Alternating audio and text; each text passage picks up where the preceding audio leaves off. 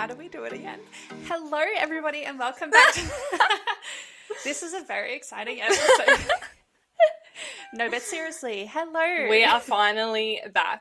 Yes, we are. After we made a long it to break. season 3. Yeah, we have been gone for a little bit. We had a good little rest and recuperation, and now we're back for season 3.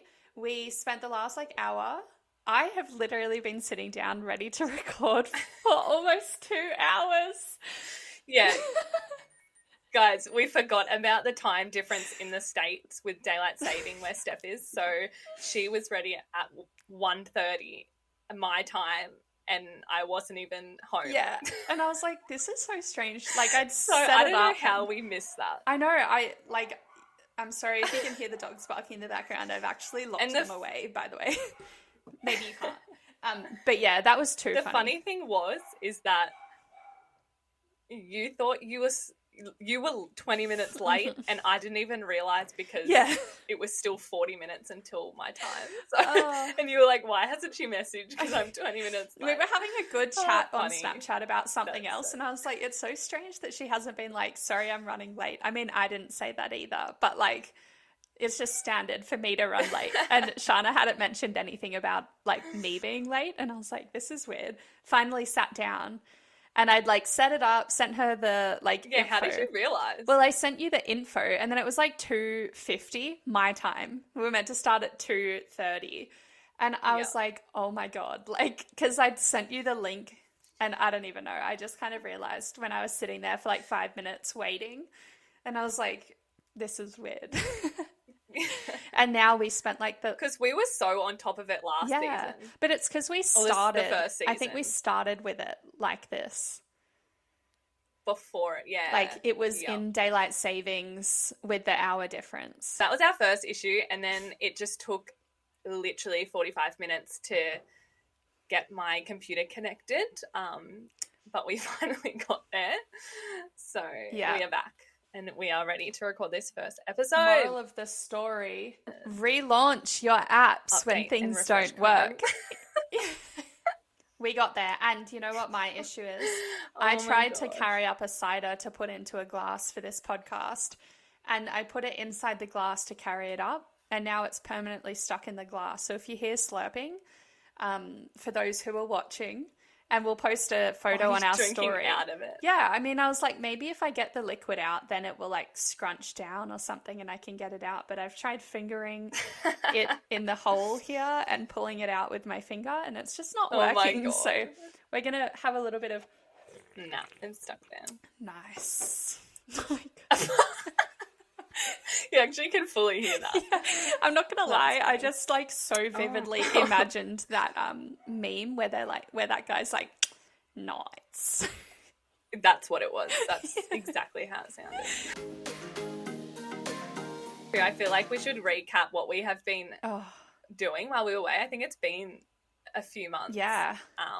We went to Bali in July. Yeah. Was it or June? No, July. Surely it was July. Yeah, it was July. And we'll rebrand. We also filmed an episode, in season 2 we moved to fortnightly and we filmed an episode before we went away. And then we never ended up posting it because by the time we got back and I was editing, I was like, it's just so outdated that scrap it. It wasn't worth posting because it'd been so long and it didn't really, I guess, make sense anymore. But it was a good episode to finish the season, so I guess we just now end with a random episode, but we did wrap it up a little bit and stuff. So for those of you who are loyal regular listeners on Spotify and we just disappeared, I feel like we did in a way, but we're back with season 3. The most exciting part was we did go on our first international, what would you call it? Work trip, I guess. And I think that's what we talked about in the last episode of season 2, but you guys never got to hear it because we didn't release it. Yeah. So we'll recap on that a bit because that's exciting. Yes. And we have had a little bit of a rebrand as well. So in terms of what we have been doing over the last however many months it's been, we've I've had a few changes in my life, which is why we sort of delayed recording as well until I had shifted in my career in terms of a new role and less days. Fuck yeah. But we were like rebranding, working on like... Fuck yeah, we both have Wednesdays off yes, now. Queens. Now we could like record during 4 the days day and it's not like a when I get home from work and yeah, it was just it was too much. Yeah. So I'm 4 days and it is like the best thing I've literally ever done in my life, trying to juggle everything. I feel like I've found balance, but throughout that time we were rebranding and we did sort of decide we wanted to take a little bit of a shift towards not a new niche, but like narrow it down. As you guys would have known, we were doing like, I think, categories, and we're not doing that, but we sort of we are doing it more flexibly, not in a routine order, and we sort of changed the categories. Do you want to talk a little bit about that, Sharna? Well, I think we also added different segments as well. Yeah. So I think the first new thing we've added, which we are starting the episode with, is like our current faves. So we can talk to you guys a bit about some things that we're loving at the moment. Yes. And then we'll have our few different topics that we talk about. And then we've also added this. I think this is so exciting. Me too. I don't know what we're going to call it yet, but it's about like TikTok essentially. So you know how we all send TikToks to our friends and because they relate to us and it's funny, and some things you just never even think of, but they're so relevant to your life and you're like, oh my gosh, other people experience this. So we obviously send things back and forth all the time, and I thought, why not choose one that we've sent each other and like talk about it, because so many people will relate to it. And I feel like me just sending it to my sister and like a few friends, I'm like, no, I need to like share it with everyone because this is so relatable and so funny. So we've added that sort of little bit to the podcast as well. So I think that'll be fun to talk about. So we kind of go through a few different things in each episode now rather than one big topic, which is quite cool. So, and then we've got some advice sessions at the end. So, but mainly this episode will be just recapping like quickly over like our Bali trip and our first brand/content trip and how that all worked. And then just how Bali and the island Lombok, which was where we stayed, we'll recap over that. And we do have a story to tell you guys, which is like another main thing of Bali, which is when we were stranded at sea. So keep listening. Because we literally were stranded at sea. I'm not even exaggerating. But I'm lucky we're talking about this 4 months later, because the trauma is Can you imagine if we recorded the next day? Yeah. The trauma, oh my gosh. Like the way we structured today's episode as well is we did kind of like, when we were looking at like where we want to go and what sort of things when we're talking about a certain topic in a podcast episode. So we have all those little segments that we'll do every episode regardless of the topic, but we did decide we wanted to focus a little bit less from what we were doing before and kind of come around and do a bit more like content creation-y, like side hustle stuff, you know, because we both have essentially these second jobs on top of our current 9-to-5 jobs or whatever crazy hours Sharna works. And I guess the podcast is one of our side hustles. Exactly. So, you know, it's what we're doing. So we may as well talk about it because we all have our side hustle. I feel like most of us have a side hustle. So yeah.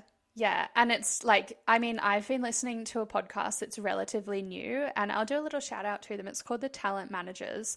And I feel like, I believe they're from Scotland, but they're like these two young, like sort of influencers, but mainly their main job's talent managing. And they've been talking a lot about like content creation and like the behind the scenes stuff, which is really what I feel like I pictured when we were talking about doing content creation, less about like what are the rates that influencers use, but more like how do you grow something, or what do you do from like start to finish? Like how do you create a good YouTube video, for instance, and like kind of sharing the knowledge that we have, which is a lot. And then also the other topics we wanted to talk about were our other passions, which is travel. So we will talk a little bit about in this episode, our holiday, where we went. And then also like wellnessy sort of like relationship, health, wellness kind of aspect, friendships and stuff like that. Well, I'm excited to hear your current faves, which is our first little segment. So what is your current fave, Steph, besides that cider you're drinking? Because that's your all-time fave.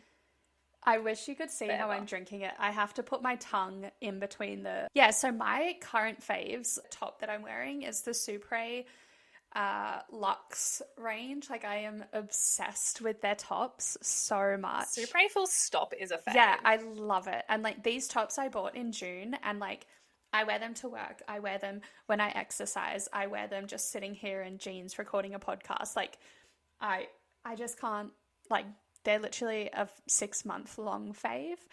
My fave, I'm like obsessed, but it's the Bare Minerals tinted hydrating gel cream. Yes. And people are probably going to say that I'm late to this, but I did use Bare Minerals BB cream, but it wasn't this one. It was the pink bottle a few months ago, and everyone used to comment on it, and I only stopped wearing it because it was like, I think it's like $60 to $80, so it is a bit pricey, but let me tell you, it is so worth it. I went to just buy that one again, but I accidentally got this one, and I'll be sticking with this one because it just, I can't explain it enough, but it feels like silk. Like, I'm not even kidding. It doesn't even feel like it obviously, you know how moisturizers are like thick and creamy?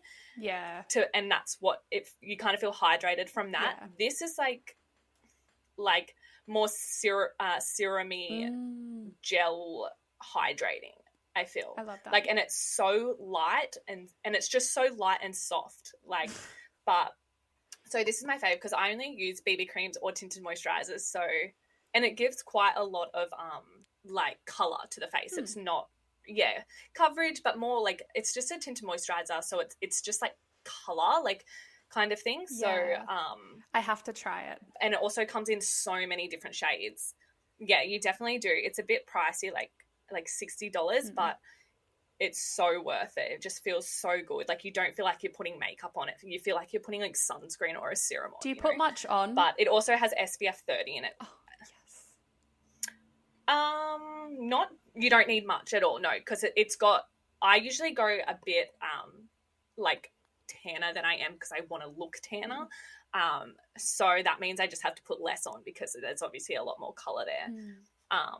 But the base of my makeup right now, if you're watching on the video, is this, and then I just have some bronzer on, but that's all. I love that. So amazing. I love. Definitely try.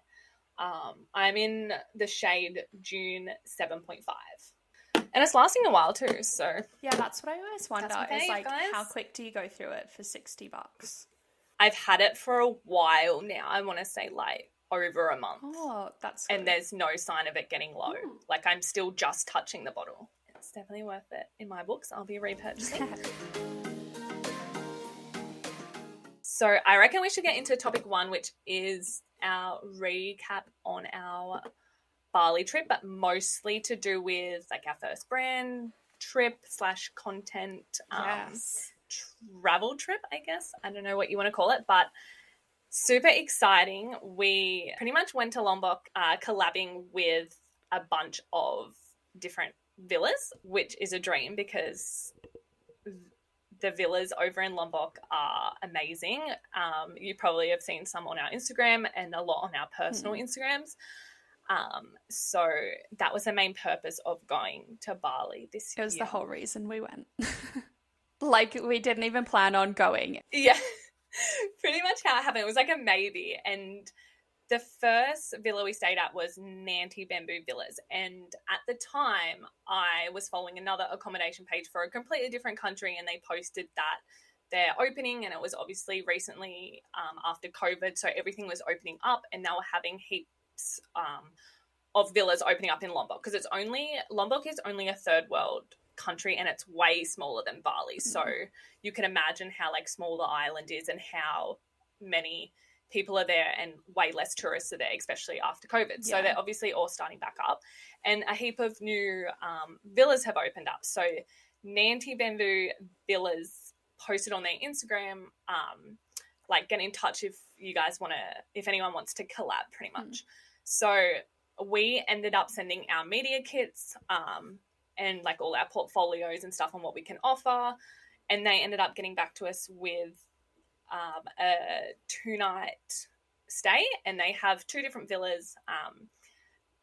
One of us was in one and the other was in the other, but we have more to talk about later about that. But that was how it all came about. And then Steph and I were like, well, we don't really go for just 2 nights accommodation in Lombok. So let's see if we can collab with a few more villas and see what we can do while we're over there, which was perfect because all these villas like needed the promotion at the time because of COVID and how hard they obviously went through, and there was no tourists there. So that's how we got the main part of the trip. And then we had 3 more. Villa Avalon. Is it Villa Avalon? Yeah. I think that's one villa of Niyama villas. What was the Niyama villas? Yeah, so Villa Avalon is a part of that whole bunch of villas. We stayed at Villa Avalon. That place was amazing. Oh my God, it was incredible. So we stayed there and collabed with them, and then we stayed at TU Oasis, and we stayed there for 3 nights on the same like contracts pretty much. But yes, there are a heap of like work to go into it. Obviously, we mentioned we had media kits. We had to write up what we'd like give them and what they could offer us. And the scary part is that nothing was a signed contract. So that was nothing very was guaranteed. Scary. Yes, so nothing was guaranteed. We had obviously contacts with the owners who usually live like in Australia or another country like running it, and then they have their hosts in Lombok that run it actually on site. So we had everyone's details and accommodation. So it was all everything was locked in and the only thing there was just no signatures. So it felt good, but it like in the back of our heads, we were like, what if we get there and we have no accommodation? So that was the scary part. And there was one thing that happened before we even left, which was Stephanie. Yeah. I mean, like there were 2 things that went wrong. One, like at the end of the day, we kind of went in knowing that like, you know, we weren't guaranteed. So we're like, we need a plan B, we need a backup. And so by the time we even left, we had 4 places that we had like 3 locked in and then 1 that was like semi locked in, but all of a sudden they stopped replying to us. That was on our last night, thankfully.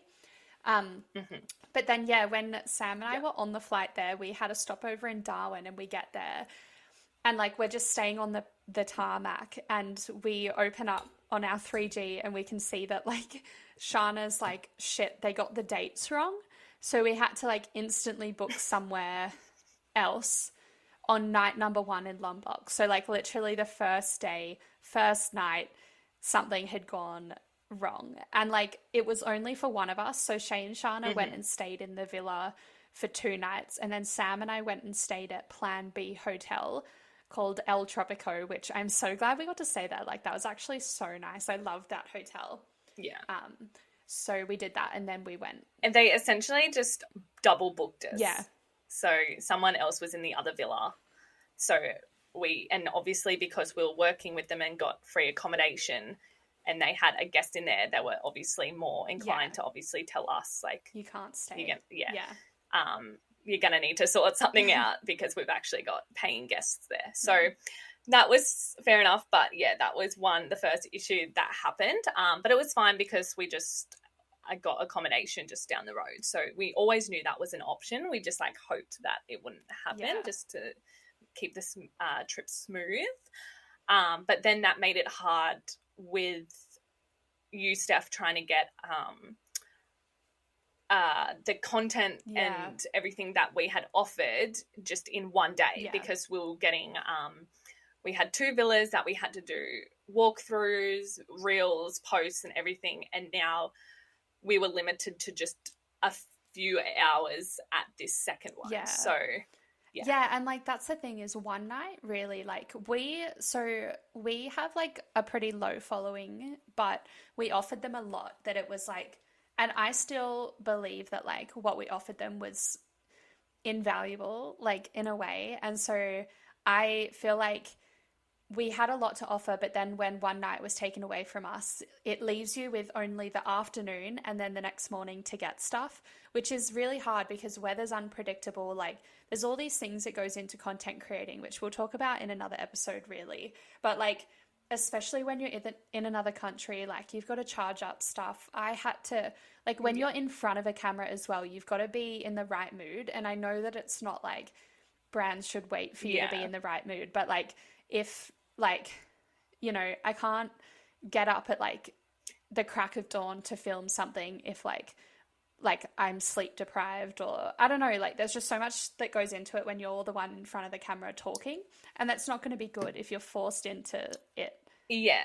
And I think, with such limited time, it's hard because obviously check-in is at noon and then check-out is at 10. So you really only have so many hours. And I mean, we had a schedule of what we wanted to film and get for content. So now that we were taken away like 50% of the time, half our like mood boards and planning couldn't happen. So obviously we had to change all that up. So, but we ended up getting the content we needed. Obviously it was a bit less than we hoped for that second villa, but it was an amazing stay and highly recommend. I got a lot of people asking where that place was when we were staying there. It's Nanti Bamboo Villas in Kuta, Lombok. So amazing view, amazing like villa hut stay. So yeah, very cute. So, and everyone was so nice there. It was just, unfortunately, they double booked us, which happens, I guess. So yeah, that's just one thing to look out for. And like something to mention as well, how we ended up like in a way getting these opportunities was because Sharna and I are a great package. Like she's mainly like short form content, and then I'm like really good at long form content and YouTube. So like we were kind of able to offer like both of those, like just this full package for both, hotels. But again, that's what kind of sucks is that like, you know, it so much goes into like, I mean, it does with Instagram and stuff too. But then when I'm like got an afternoon and a morning, it just really isn't incredible timing to try and get all of this, and the editing and stuff like that. There's a lot of that at the tail end as well. And then the second, I mean, we were there for like 10 days. So that was the first issue which happened on, which we knew before we got there. So we were able to plan it. And then we got to Lombok. We stayed at the 3 villas for about like 10 different days. And then the last villa we were unsure about the whole time because they stopped replying. And we did lock in dates. We did everything, but we were just a bit unsure because they were a new villa and we just hadn't seen any updates on if they were even open for guests or if they were ready for guests. So we were very unsure about what was going to happen. Lucky it was the last 2 nights of the trip. And by, I think, midway through the trip, we'd like emailed again, which was just weird that they stopped replying because I was so keen. But yeah. And then, we got there and we were like, okay, plan B, which we always had plan B because there was no contracts, which contracts is like a big thing with this, but we knew that we may as well like do this because like we're in Bali, we're in Lombok, it's fun, like it's our first international trip, like we have a plan B, so we'll just make it work. And luckily it did. For literally majority of the trip was fine, like all of it except for the last 2 nights. But yeah, essentially we never heard back from them, so we were unable to like get the address. That was the last thing. It was we had dates, we had everything, we just needed the location. Yeah, and it was when we were never overseas. Like we're literally there, and we actually saw like it was being developed by this like private sanctuary, like company that's building developments out there. So we saw the sign for it and we literally walked into their like real estate agency store and we're like, we're just wondering if this villa is open yet. And they're like, oh no. So we're like, okay, that's so like no, like it's not open, it's not like ready for guests. And we're like, okay, what? So because we just pretended to be curious, and then We're like, oh, okay, and then that just and then we locked booked in out that a com. We weren't staying like there. it's fine, I don't then we care, just, yeah. but it's more just that it was like we literally don't have anywhere to sleep, so that was like 2 days out, and we're like, fuck it, That leads us very well into our stranded at sea story, because instead of going out to where this place was, we were like, cool, we're just at this like cheap, amazing hotel called El Tropico that we stayed at the beginning of the trip. And we're like, we're going to head out on a nice day adventure to a place called Salong Balanak. Maui. Well, yeah. And we wanted to go to, we were like, we're going to go there. It's like a really high recommended place down in South Lombok. But then the boys were kind of like, oh, it looks like there's better surf at a beach called Maui, which is like a few headlands across. Right next to it. But then it looked like a bitch to get to via the scooters that we hired. So we're like, we'll go to Salon. Yeah, and it was already a 45-minute scooter ride there. So that was like the biggest ride we had done the whole time. Yeah. But yeah, we got there and to Salong Balak, is that what it's called? I think. Yeah, good I enough. pronounce everything wrong. But we got there and we're like, cool, like I was like, oh cool, we'll just chill here. But then the boys were like asking the locals about Maui, and they're like, yeah, we just get a boat over. Like we just get a boat over the headland. Just one of those little like canoe kayak looking, like just a classic Indonesian boat. Yeah. Yeah. Which we'd had been on so many times, like, while we'd stayed there. So we're like, yeah, whatever. And they were telling us you can't scooter there, and which was, like, a complete lie. Like, everyone scooters there, but it is... Shay and I actually did it a few days later, but it is so bad. Like, it's not a road. It's like full... Oh, my God, it's like hectic, cross-country. But it's worth it when you get there. Yeah. It's full cross-country, rocks and everything. Yeah. So, but it's worth it when you get there. And...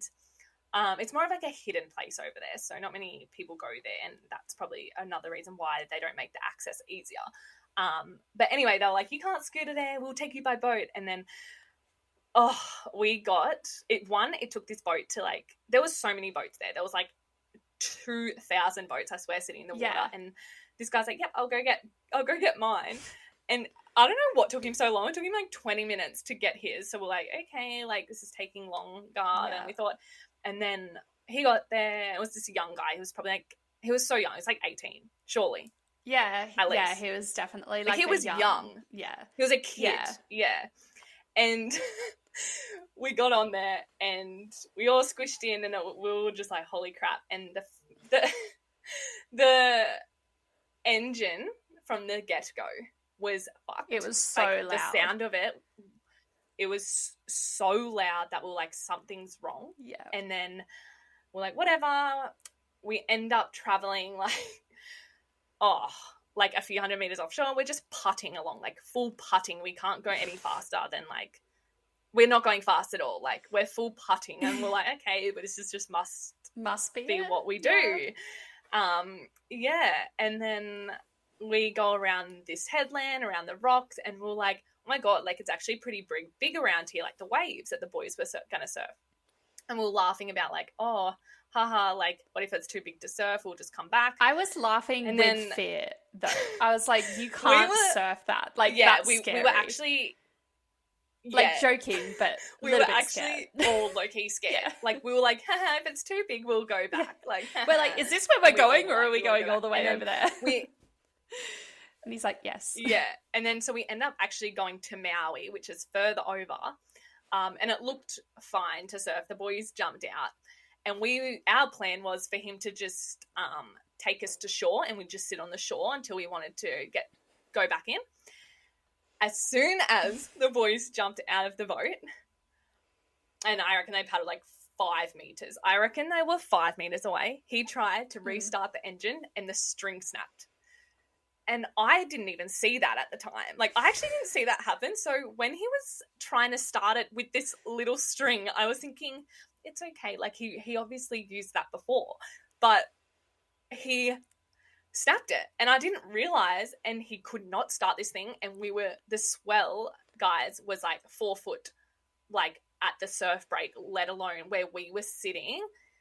and getting pushed to was just fucked. And we ended up drifting because he couldn't start this thing, and he was real focused on trying to start this engine. It's kind of like a lawnmower. So like you pull it like the string like a lawnmower and it should go, and it just wasn't going. We were like, we have it on Instagram, but Steph started to film and I was like low-key like, oh, it's fine. Fuck off, bitch. And then we Right turn there. around, we've drifted. We've drifted so far. We turn around and he goes like, shit. He was like, oh shit. I was thinking, oh my God. Shit. I turn around. We're almost at the waves crashing. Yeah, we're almost at the waves that were crashing on these rocks like in the headland because we'd been distracted by this motor. And he gets out one paddle and starts paddling us out to sea because we needed to get over these waves. Otherwise, we're going to fucking capsize. And then I was like shitting myself because, I mean, Steph was shitting herself because like they were big waves. And I feel like because I surf and stuff, I'm like, I vision what can happen when we get stuck in, like, I feel like Steph, you're like, we're just fucked. Like, there's massive waves, we're fucked. I was like, whereas we're going to be head, I'm like, squished onto the rocks. if we don't get over this one, yeah.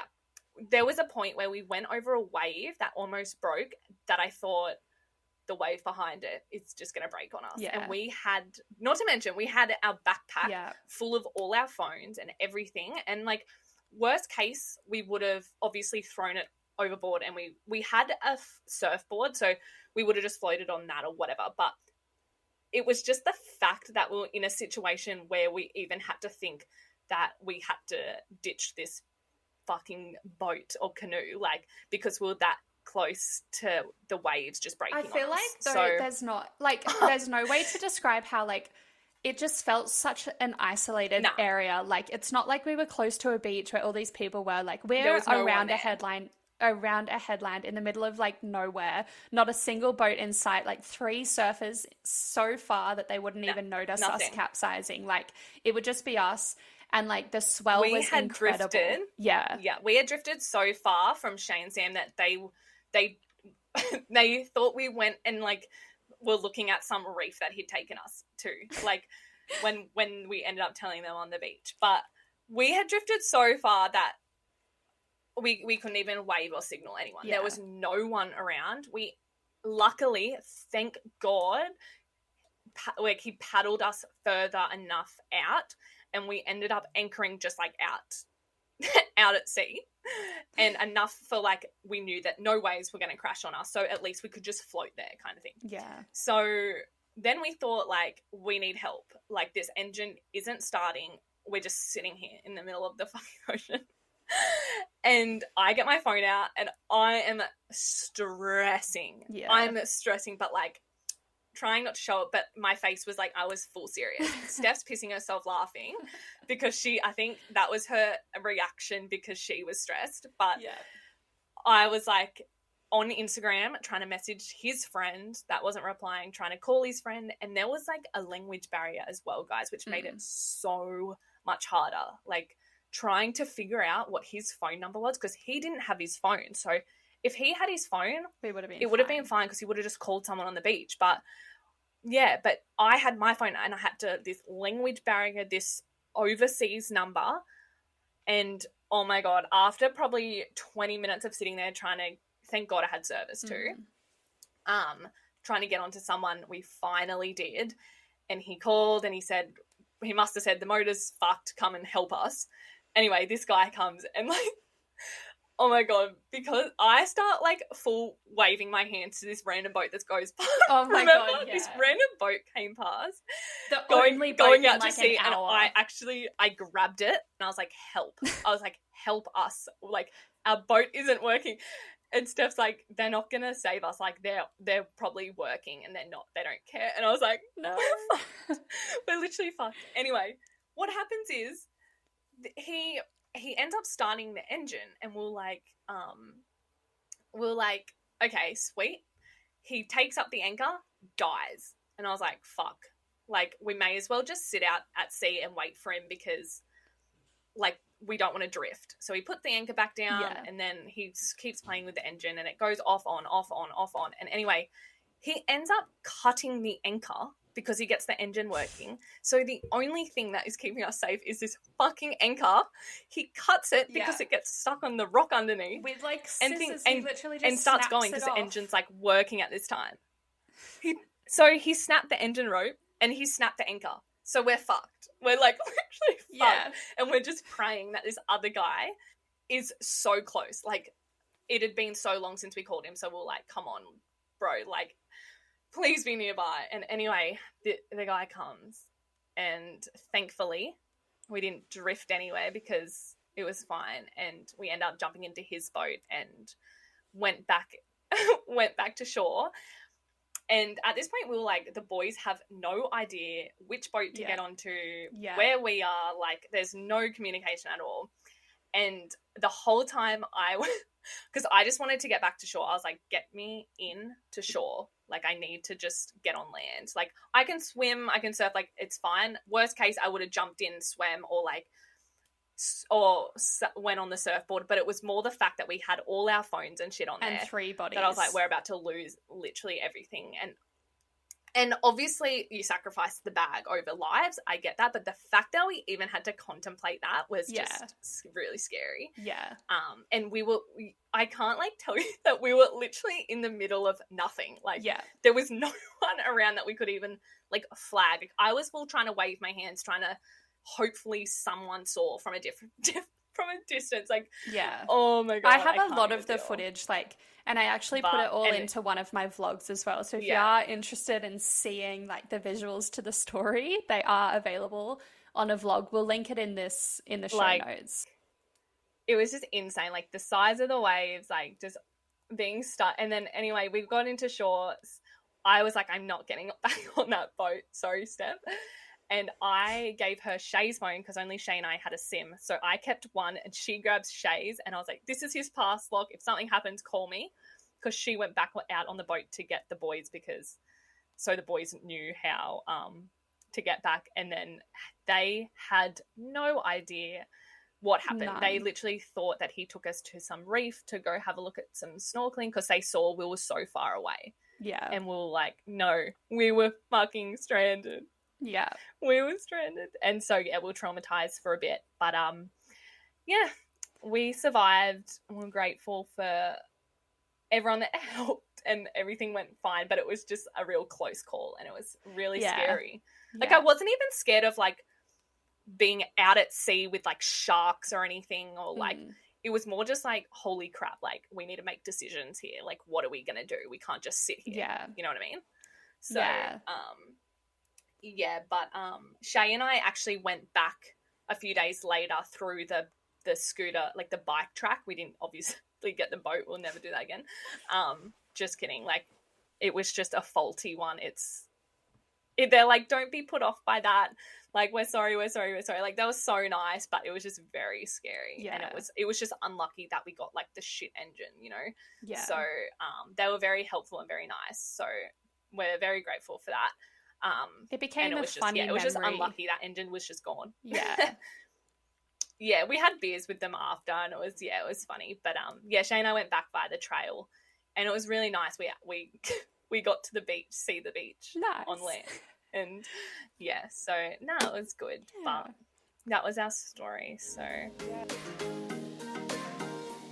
we're going to start some of the other trends next week because Sharna needs to run off to a house inspection, so we'll be getting some life updates from her when those things all kind of fall into place. So there's a few life updates. Yeah, that'll be the end of this episode, but we will start with our proper like sort of structure and we'll put up a question box. So if you guys are listening on Spotify, go across to Instagram and be ready to ask for like advice, questions, because we will do that for like 5 to 10 minutes at the end of each episode in the future as well. And now with our TikTok segment, definitely send us. We do have a Suddenly 20s TikTok, so definitely send us TikToks that you think we should discuss or like that are funny and relatable, because that's what we want to talk about. And that segment and Queen Advice, which is where we post a question box and you guys ask us for advice, will start in the next episode as well. We just thought we'd give you guys a recap of our trip and how that all worked out.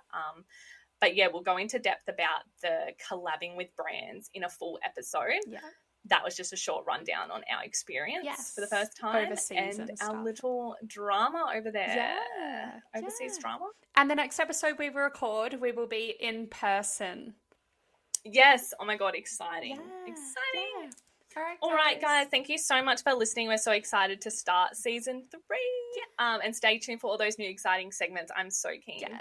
Woo! All right. Bye. Bye.